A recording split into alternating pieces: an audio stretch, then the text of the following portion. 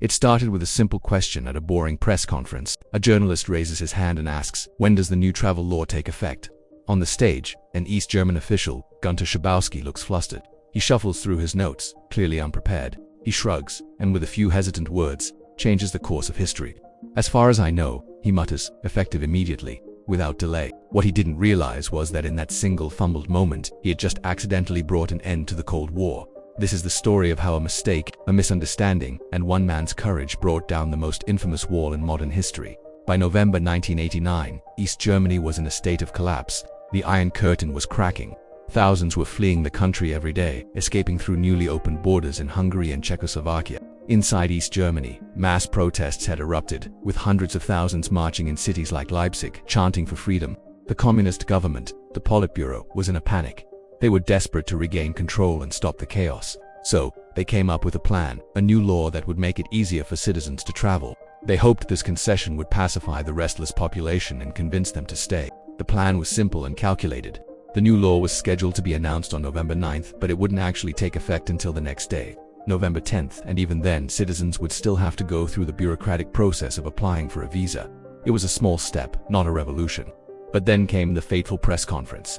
The man chosen to deliver the news was Günter Schabowski. He'd been tied up in meetings all day and hadn't been properly briefed. As he walked into the conference room, an aide hastily handed him a piece of paper with the new regulations scribbled on it. He didn't have time to read it. So, when that journalist asked his fateful question, when Schabowski, live on international television, had no idea what the correct answer was, he glanced at his notes, couldn't find a date, and so he improvised. "Immediately," he said. Without delay. It was a colossal blunder. Within minutes, West German television stations, broadcasting into homes all across East Berlin, seized on his words. They ran an electrifying and completely false headline: "The wall is open. The wall is open." Across East Berlin, families sat glued to their televisions, stunned into disbelief. Did they really just say the wall was open? It had stood for 28 years, a brutal concrete scar dividing their city, their families, their lives. Could it really be gone? Just like that? Many were suspicious. They thought it might be a trick, a cruel test by the secret police to identify dissenters. But the seed of hope had been planted. Tentatively, one person, then a family, then another, decided to just go and have a look. A quiet curiosity began to ripple through the city streets. Slowly at first, then with gathering momentum. People began to converge on the checkpoints along the wall. The main focus became the Bornholmer Strasse crossing. By 9 p.m., the small crowd of curious onlookers had swelled to a few hundred. By 10 p.m., it was thousands.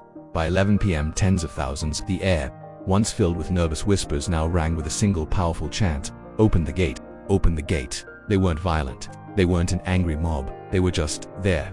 An undeniable, unstoppable human wave demanding the promise they had just heard on TV. Facing this overwhelming tide of people were the East German border guard. These were young men, barely out of their teens, armed with machine guns and burdened with the most chilling of orders: shoot to kill anyone who tried to cross. They were utterly terrified and hopelessly outnumbered. They looked out at the sea of faces and didn't see an enemy. They saw their neighbors, their classmates, the faces of their own countrymen, women and children. The system they were sworn to protect was crumbling before their very eyes, and they were the last line of defense. At the heart of this historical pressure cooker was one man, Lieutenant Colonel Harald G. He was the officer in charge at the Bornholmer Strasse checkpoint. Jiger wasn't a revolutionary. He was a loyal, dedicated communist who had spent his life serving the state and believing in the necessity of the war. Now, everything he believed in was being challenged by the thousands of people chanting outside his gate. Frantic and chain-smoking, Jiger got on the phone to his superiors, pleading for instructions. "There are thousands of people here. What are my orders? What do I do?" But there was no answer. His bosses, terrified of making a decision that could either start a massacre or end their careers, simply stopped picking up the phone. The line went dead. In that moment, the entire weight of the Cold War fell onto the shoulders of one man. Harald Jiger was completely alone. The crowd was surging, pressing against the barriers. The pressure was becoming unbearable. A deadly stampede was only moments away. Giger faced an impossible, history-defining choice.